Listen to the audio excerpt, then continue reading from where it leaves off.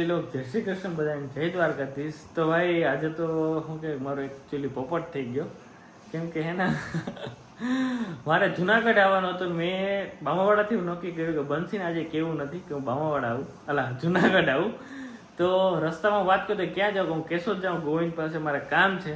તો પણ અચાનક એવું થઈ ગયું, એક સાહેબ મને મળ્યા તો મેં નામ લેવાઈ ગયું. તો કે તું તો પહોંચી ગયો. હું હા ભાઈ હું પહોંચી ગયો, પણ પોપટ થઈ ગયો અને એને બહુ મજા આવી ગયા છે. એટલે રમાડ્યો કે હું આમ આજ ન થવાનું કે મારે કેશોદ કામ આવી ગયું એટલે હું નહીં આવું.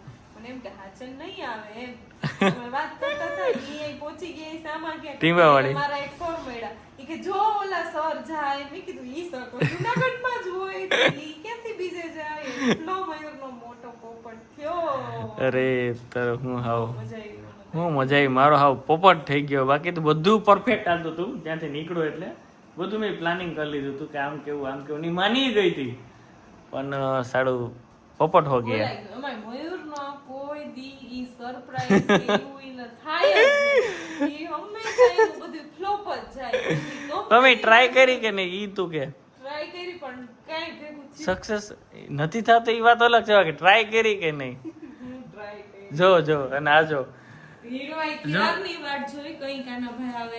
અને હીરવા એક સરપ્રાઈઝ છે. ઈ સર કેસો દે ન હોય. અને ઈ સરપ્રાઈઝ શું છે ખબર? ઈ રોકાશે 2 દિવસ. યસ રોકા હે. યસ રોકા હે. ઓ અહીંથી તમે વયા જાવ. અહીંયા અમારું ઘર હે. ગોવિંદ કેમ છે? ગોવિંદ નો મને ફોન આવે ને 2 દી રોકા હાટુ 2000. હા વાહ. 2000 ગોવિંદ નો મને ફોન આવે તો હું કે તું ક્યાં છે, કે પપ્પાના ઘરે છે કે બંસીના ઘરે છે, કે એમ મને કહે કે એટલે મયુરનું તો ઘર જ નથી. ઈ પપ્પાનું હે આ મારું હે એટલે મયુરનું ઘર જ નથી.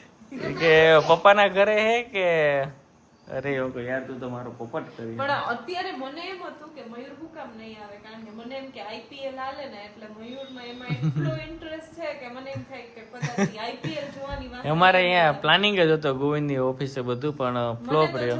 આઈપીએલ ગમે નહીં, કોક જોતું હોય તોય હું એમ જ કહું કે ભાઈ એમાં હું મગજ મારી. આમ થોડોક ઇન્ટરેસ્ટ ખરો પણ આમ એટલો નહીં કે મયુરને તો આઈપીએલ કઈ ટીમ જીતશે હું જીતશે કેવી મજા આવે બધી જ ખબર હોય. અને આઈપીએલ જોઈ ભાઈ ખરેખર બહુ મજા આવે, કેમ કે આ વખતે તો કેટલા વર્ષોથી આઈપીએલ જોઉં અને એ તો હાવ ઈઝી તો ખરેખર ગ્રુપમાં હોય તો એ બધું ભાઈ ઝઘડા હાલતા હોય ને ઓલા જીત છે.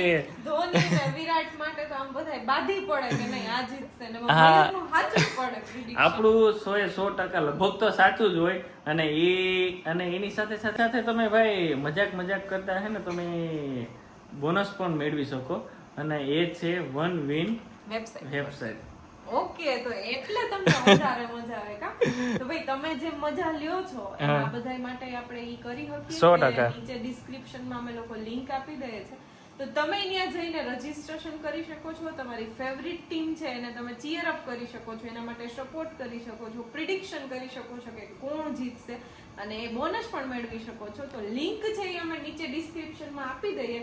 તમે જઈને રજીસ્ટ્રેશન કરો વનવિન વેબસાઇટ ઉપર અને આ બધી વસ્તુઓની ઓર મજા લ્યો આઈપીએલ જો. અને ભાઈ જે દોસ્તારો બેઠા હોય ને જે હાલતું હોય ભાઈ ઓહો એ તો કઈ બધું ભૂલાઈ જાય. જો આને બધું આને ખબર હે કા.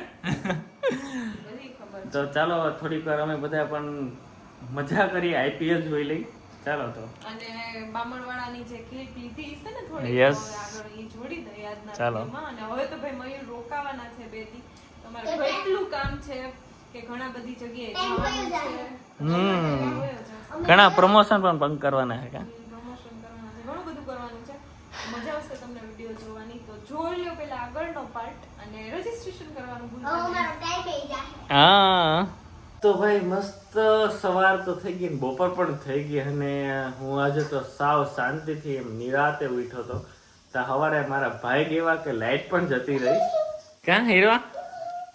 તો હીરવા પણ ભણીને આવી છે અને 1 કલાક લાઈટ ડીમ થઈ ગઈ. હું તો વળી ઇલેક્ટ્રિક વાળાને ફોન કરતો કે ભાઈ લાઈટ હું કાંઈ તો ખબર નહીં શું થયું હોય. ત્યાં તો બધી સોસાયટીમાં લાઈટ ડીમ થઈ ગઈ હતી, પછી આવી ગઈ. તો અત્યારે વાગ્યા છે 2 અને બંસી આવીને રસોઈ કરે છે. તો ચાલો એને મળીએ. ગઈ ત્યારે મેં એને કીધું કે હું રસોઈ કરી નાખી તો ટેન્શન ન લે, પણ જો એને ન મજા આવે કેમ છે. એવું શાક કર્યું ને તમને ભાવતું. વાહ વાહ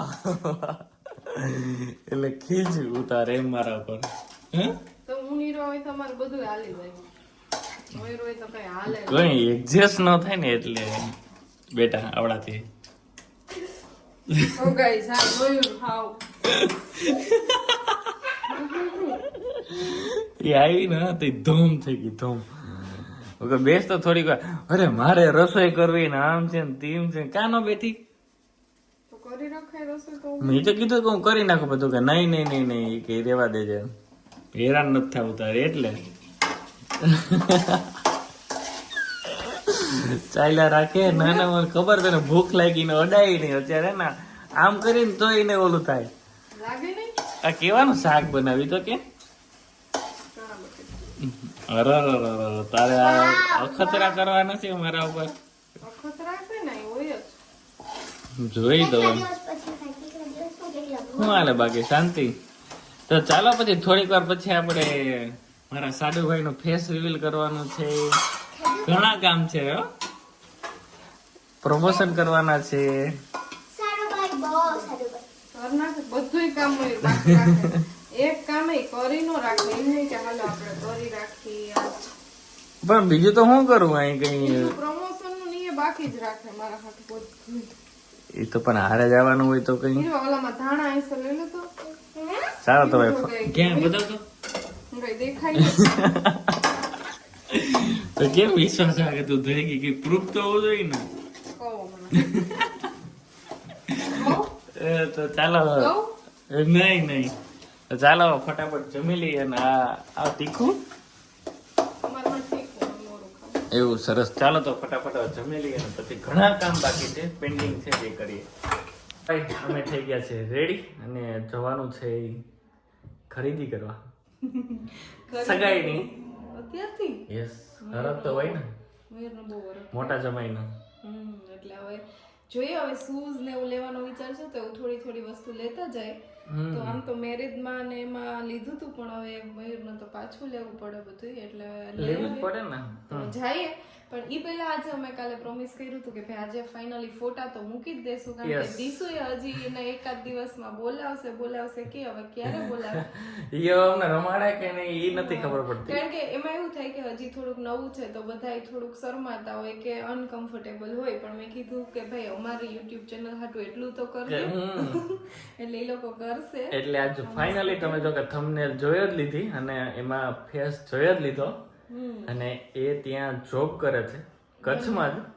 બંને કચ્છમાં જ ગવર્મેન્ટ જોબ કરે. બે એક જ ખાતામાં છે પોસ્ટમાં અને ત્યાં જ જોબ કરે અને બેયનું ગામ લોજ જ છે એટલે કે રાધુની સગાઈ અમે લોજમાં જ કરી. બધા જાણીતા હતા, બધું વ્યવસ્થિત હતું તો પછી કરી નાખી સગાઈ. અને મેરેજમાં હજી વાર છે 2 વર્ષની ઓલી રહી ગઈ છે પણ બધું સગાઈની ડેટ આવી ગઈ છે પણ હવે ઓલો વિડીયો આવે એટલે પછી કહીએ. તો તમે જોવો એ બેયના ફોટા છે જોઈ લ્યો. અને અમે જઈએ છીએ ક્યાં શૂઝ લેવા એ પણ તમે આગળ જોવો કે બહુ મસ્ત જુનાગઢમાં શોપ ઓપન થઈ છે. મને એ પણ મધુરમમાં ને એ પણ મારા સસરાના ગામની છે અને શરવણભાઈ નંદાણીયા. તો ત્યાં જવું જ પડે ભાઈ રિલેટિવની છે અને જુનાગઢમાં છે તો જઈ આવીએ. અને તમે પણ જઈ આવજો. શૂઝ પ્લાઝા કરીને છે મહાદેવ શૂઝ પ્લાઝા. ચાલો એ પછી કેવું આગળ નેક્સ્ટ વ્લોગમાં. ચાલો તમારી ચેનલને ત્યાં સુધી લાઈક શેર અને સબસ્ક્રાઇબ કરો.